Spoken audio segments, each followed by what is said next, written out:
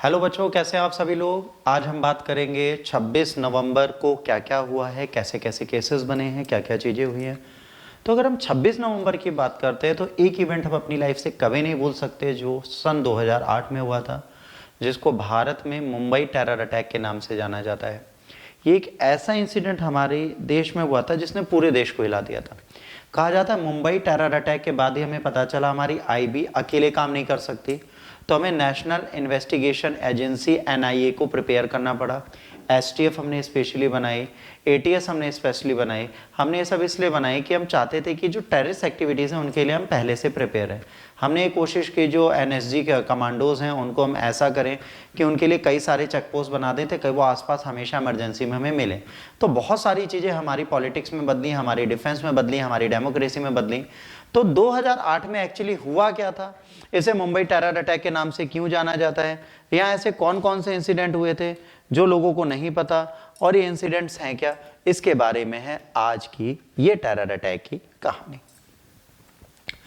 ये हैं भाई साहब मोहम्मद अजमल आमिर का साहब। ये इकलौते 10 टेररिस्ट में से एक हैं जिनको जिंदा पकड़ा गया था, और इन पे ट्रायल चला, कोर्ट केस चले, सब कुछ चला, और कोर्ट केस के बाद इन्हें फाइनली 21 नवंबर 2012 को कहां पे, यरवदा जेल में फांसी दे दी। अच्छा, यरवदा जेल वो जेल है जहां पर हमारे यहाँ के स्वतंत्रता संघ सेनानियों को रखा जाता था। तो भाई इनको मान सम्मान तो बहुत दिया हमने, ठीक है। सोचिए एक टेररिस्ट जिसने हमारे यहाँ कई लोगों को मारा, उसको मान सम्मान देना पड़ा। डेमोक्रेसी की यही एक मैजिक है कि डेमोक्रेसी में हमें सबको देखना पड़ता है। अब ये इवेंट हुआ कैसे, कई सारे अटैकर्स 10 गनमैन थे जिन्हें कई सारा हम बोल रहे हैं। ये लश्कर-ए-तोयबा पाकिस्तान का एक टेररिस्ट ग्रुप था, वहां से थे।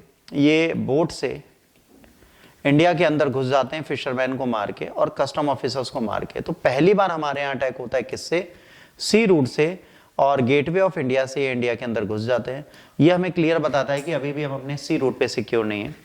ये घुसते हैं और कई सारे सिविलियंस को कई साइट्स में मारते हैं। सदर्न मुंबई में Chhatrapati Shivaji terminal railway station, Leopold cafe, 2 hospital, 1 theatre, और उसके बाद ये कहा, नरीमन हाउस तक जाते हैं और वहां पर भी अटैक करते हैं जहां पे ज्विश फैमिली रहती थी। तो यहां पर उसके साथ क्या, luxury hotel Oberoi, Trident and Taj palace, इन दोनों जगह पर अटैक होती है। और ये अटैक बहुत लंबे समय तक चलता है। ये बच्चों स्टार्ट होता है 26 नवंबर को और फाइनली सब कुछ खाली होता है 29 नवंबर को। इन 10 लोगों को मारने में हमको 4 दिन लग गए। तो ये क्लियरली हमें बताता है कि इस चीज में हमें समय लगा। जब ये स्टैंड ऑफ हुआ, नरीमन हाउस को खाली करा दिया इवनिंग 28 नवंबर को। 6 होस्टेजेस और 1 गनमैन मार दिया गया था इसमें जो टेररिस्ट था। 2 hostels, dozen of guest staff, इन सबको हमने गन फायर हॉस्टेजेस से बाहर निकाला। इंडियन सिक्योरिटी फोर्सेस ने इसको खत्म किया। नवंबर 29 को नरीमन हाउस खाली कराया, लियोपोल्ड सही किया। उसके बाद फाइनली इनको जो लगा वो लगा 29 ताज को फाइनली खाली कराने में। मतलब 28 शाम तक की बात है, तो 28 मॉर्निंग या 29 को खत्म हो गया। कितने, 175 लोग मारे गए, 20 सिक्योरिटी फोर्सेस के लोग मारे गए, 26 फॉरेन नेशनल मारे गए, और कई सारे 300 से ऊपर घायल हुए। 10 में से 9 टेररिस्ट मार दिए गए, 1 को हमने जिंदा पकड़ लिया था, और उसको पकड़ने के लिए तुकाराम भिड़े ने बहुत बड़ा योगदान दिया था। ये आपका बेटा नरीमन हाउस है। नरीमन हाउस में जो मार्क्स दिख रहे हैं सब गोलियों के हैं, तो आपको ये दिखेगा कि किस तरह यहाँ पर गोलीबारी करी गई होगी इस घर में। तो ये आपको क्लियरली दिखाता है ब्लड शेड। ये आपका कैफे था जिसको हम लियोपोल्ड कैफे बोलते हैं। ये बेटा मुंबई में इसलिए फेमस है क्योंकि यहाँ पे बहुत ज्यादा फॉरेनर्स आते हैं। तो इंडिया में अगर कोई फॉरेन नेशनल मारा जाएगा तो इंडिया की किरकिरी होगी, तो इस जगह पर अटैक करने का इनका ये रीजन था। आफ्टर अटैक ये कुछ ऐसा दिख रहा था नरीमन। तो ये देखिए हर जगह शेड है, हर जगह टुकड़े हैं। तो ये सब क्लियरली हमें बता रहा है क्या, ये आपका छत्रपति शिवाजी टर्मिनल था जहां पर टेररिस्ट ऑल सडन आए। देखिए कितना क्राउड, कितनी भीड़ रहती है, लोग जमीन पे भी लेटे रहते हैं। ऐसे सोते हुए लोगों को अगर अचानक से कोई गोली मार दे तो हमें पता नहीं चलेगा। एग्जैक्टली सेम यहाँ पर किया गया। ये पिक्चर जानबूझ के ब्लर की गई है ताकि आप लोग डरो ना, क्योंकि कई बार क्या होता है बच्चों के लिए इसे रिस्ट्रिक्ट कर दिया जाता है। ऐसे मुंबई की रोडों पर, साउथ मुंबई में टेररिस्ट टहल रहे थे, किसी को नहीं पता था कि इनके साथ क्या करना है, और इन्होंने बहुत ज्यादा लॉसेस हमारी फोर्सेस का कर दिया। 2008 26 नवंबर हमें एक ऐसी डेट की तरह याद रखना पड़ता है कि इस डेट ने हमारी डेमोक्रेसी, हमारी पॉलिटिक्स, हमारे पैट्रिज्म सबको बदल दिया। ये वो महान व्यक्ति हैं जिन्होंने देश को बचाने के लिए अपने प्राणों की आहुति दे दी, और इनके ही योगदान से आज हम लोग यहाँ पर हैं।